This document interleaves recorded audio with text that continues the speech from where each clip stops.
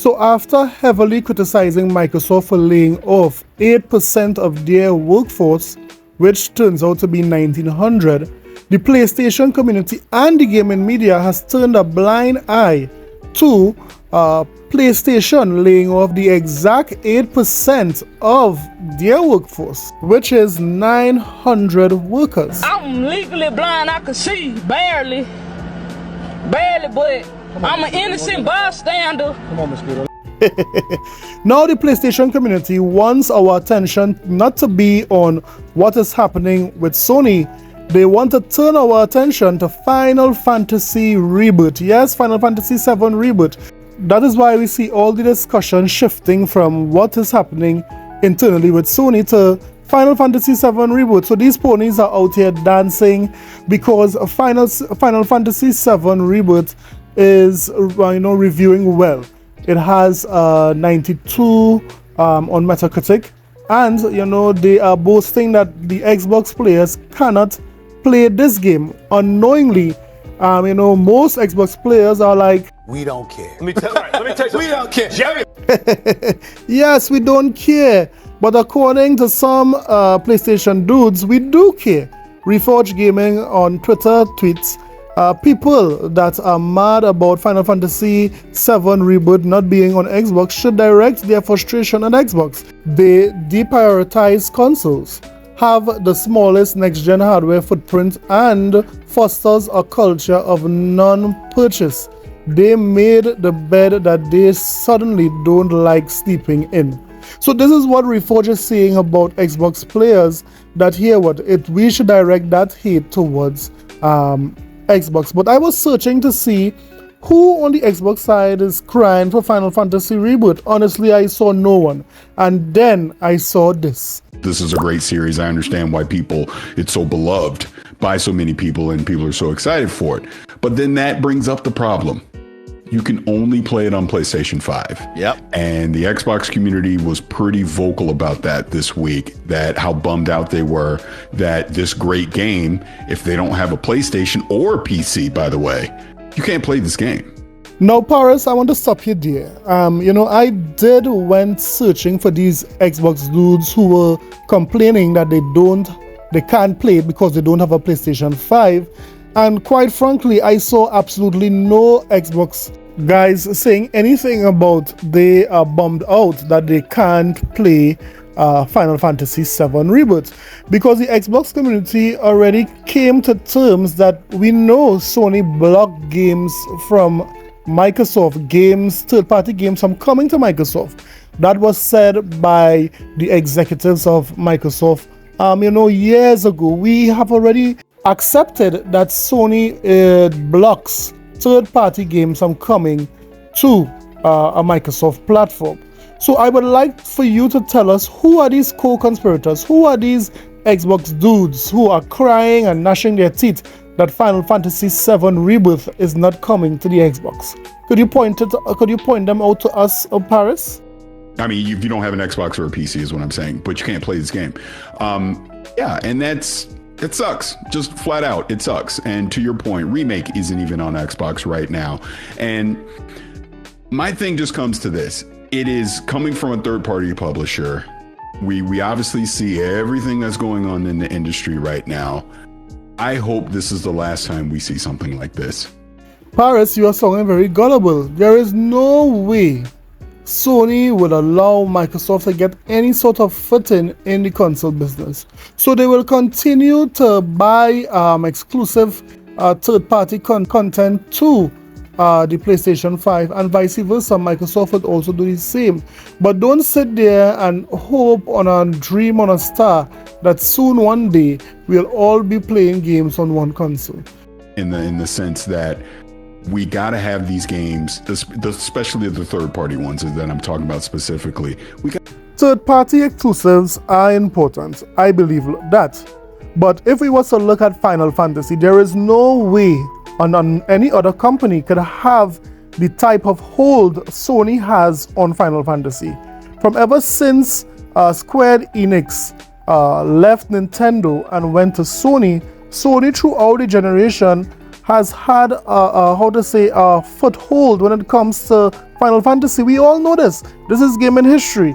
So Sony and Square Enix have a very close relationship, especially with Final Fantasy. So we can understand why it is Final Fantasy is on a PlayStation console. So yes, this is what the PlayStation community was referring to when they said that the Xbox community is mad that Final Fantasy 16 is not on the Xbox platform. And let me just say that Paris does not represent the entire Xbox community. I mean, he does represent a few of his followers, but not the entire Xbox community. One thing Paris did do is bring out those who were claiming to be neutral, bring out their full pony. Yes, Paris made full ponies, came out like this guy. All you doing is cornering up the freaking industry, buying up, liquidating the industry. You call that greatness? Is that how you compete? And then now you want to keep everything exclusive for a year or two? Get out of my face, bro. Get out of here with that nonsense. You ain't no better than Sony.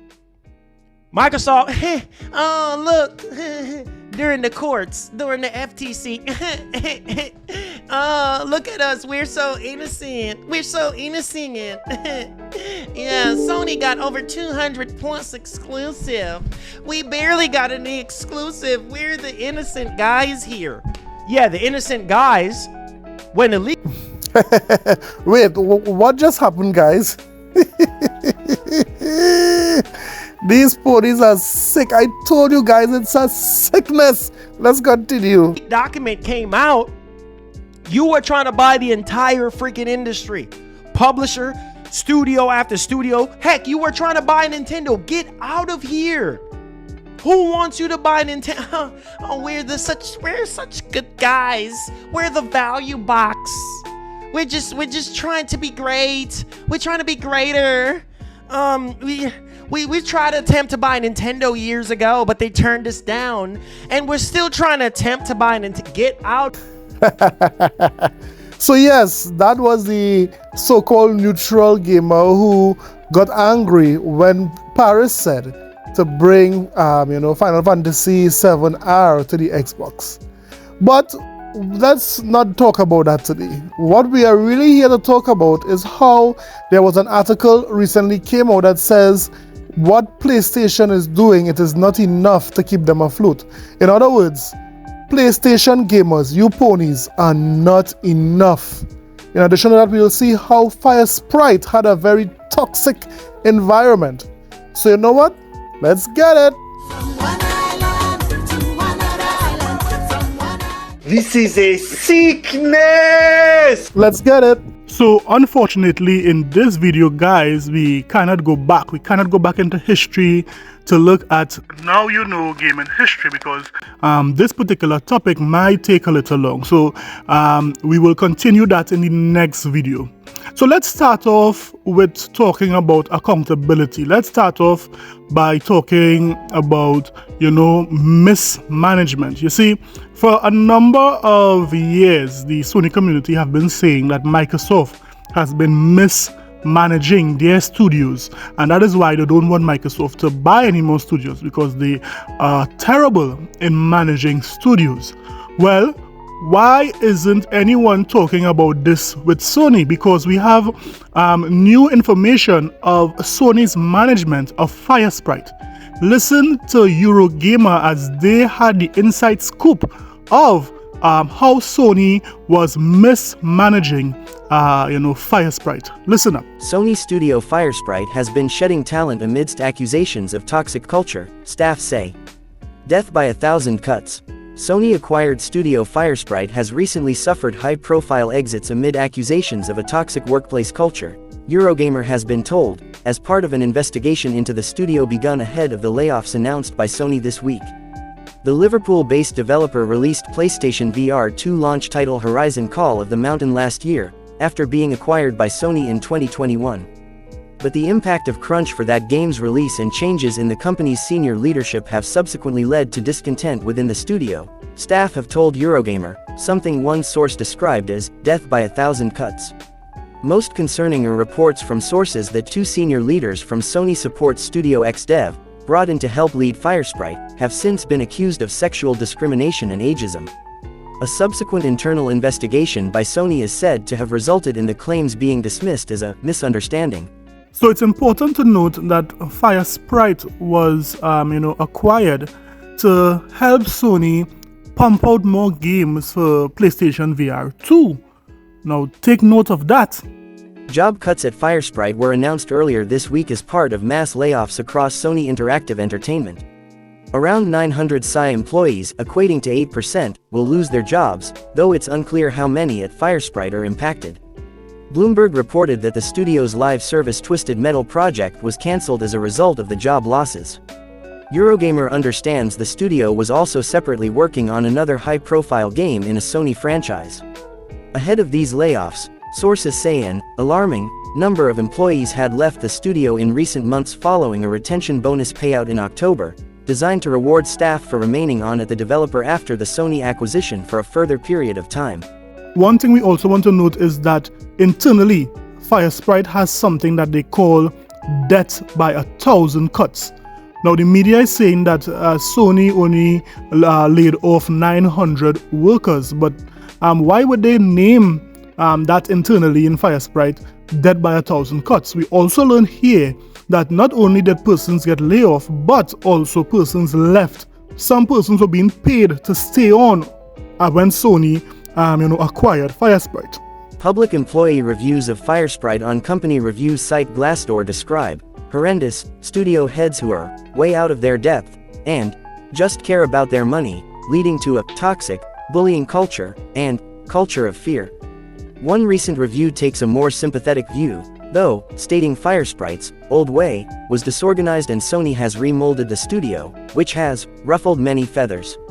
Eurogamer has spoken to a number of sources close to the company to understand the causes of this discontent, all of whom wished to remain anonymous for the sake of their careers. Others told us they did not wish to take part in this investigation for fear of reprisal. While some staff say they believed change was needed at the studio after PlayStation's takeover, others suggested Sony's corporate view had altered company culture. The overall picture they painted was of a very different Firesprite to the studio that existed before the buyout. Sony has long held a close relationship with Firesprite, which was born from the ashes of PlayStation's sadly shuttered Studio Liverpool. The studio developed PlayStation 4 exclusive The Playroom and its later expansion, and was also behind Little Big Planet spin-off Run Sackboy Run. After work on several other PlayStation VR projects, Firesprite's buyout by Sony did not spark surprise. The takeover, unknown to most staff until its public announcement, was met with cautious positivity, one source told Eurogamer.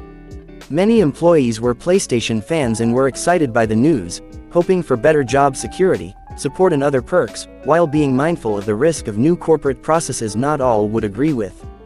I think the majority of folks saw it as either an opportunity or, I'll stick it out, a source said. They went on to say that Sony has committed the worst possible mistake in buying a studio and meddling to the point where it may end up in a death spiral and unable to complete any of the projects it is working on. So let's think about it for a minute. If Firesprite was acquired to assist with PlayStation VR 2 making games, they would have, produced that Horizon, Call of the Mountain.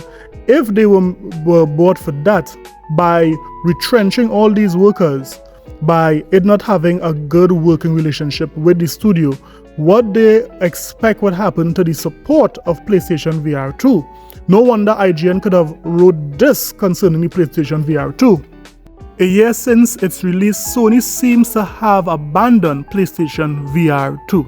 Yes, it seems like Sony is not supporting PlayStation VR 2 with no killer app. The best game they had on that peripheral was Horizon, Call of the Mountain, and maybe Resident Evil 2.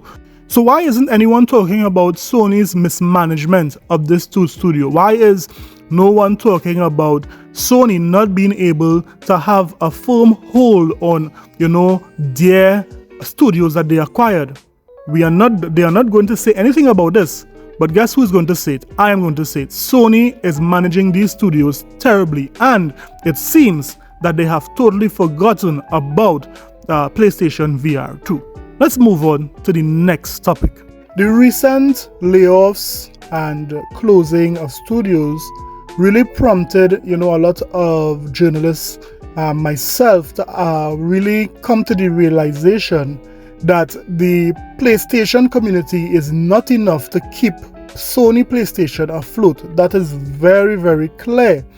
You see, in 4 years, Sony would have closed 4 studios, lay off, hundreds of employees, and also cancel, a lot of games. So far, we are checking 3 games cancelled.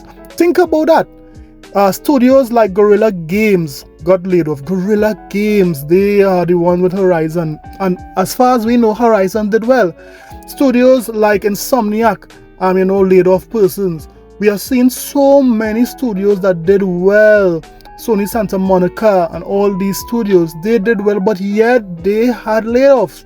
So what is enough for Sony? What is enough so that even though you put out a game and it does well, there are still job cuts?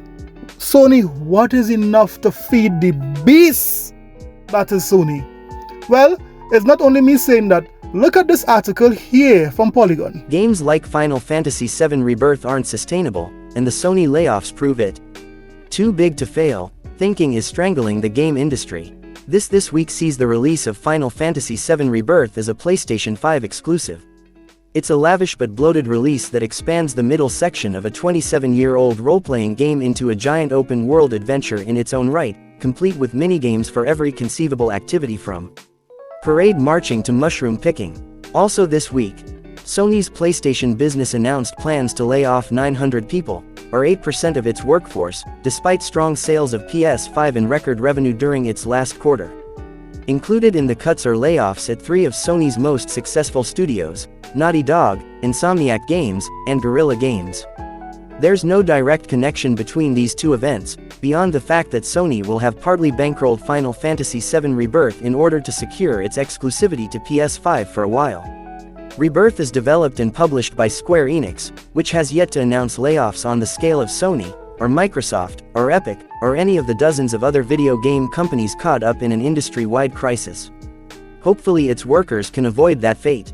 However, Final Fantasy VII Rebirth is emblematic of a kind of game that the industry has leaned on particularly heavily over the past decade or so, particularly in the console gaming space, and the Sony layoffs are another sign that this breed of AAA mega game is no longer sustainable.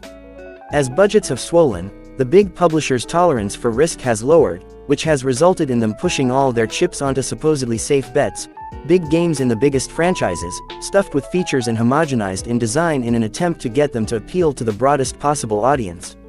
Rebirth is a particularly striking example of the modern AAA game because it has such a clearly split personality. On the one hand, it's a quirky, characterful, and dramatic RPG, with a propulsive narrative driven by nostalgia for the original game. It leans hard into fan service and has a very specific, very Final Fantasy flavor.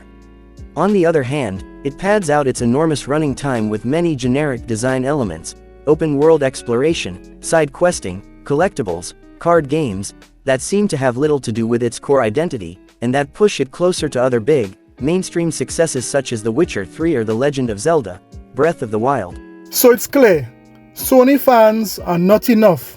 Those who have purchased the PlayStation 5 is not enough to keep Sony afloat. It's very, very clear. We even seen that this article talks about, Final Fantasy Rebirth is trying to appeal to a wider audience. So games like Helldivers, games like Palworld, which is low budget games and that could appeal to a mass market, are the ones that we'll be looking at. So guys, let me hear what you think about everything that has been said. Is Sony going to survive? Is Microsoft going to pivot a different angle? Let us know in the comment section below. Don't forget to like and subscribe for more videos. I'll see you guys in the next one. Later.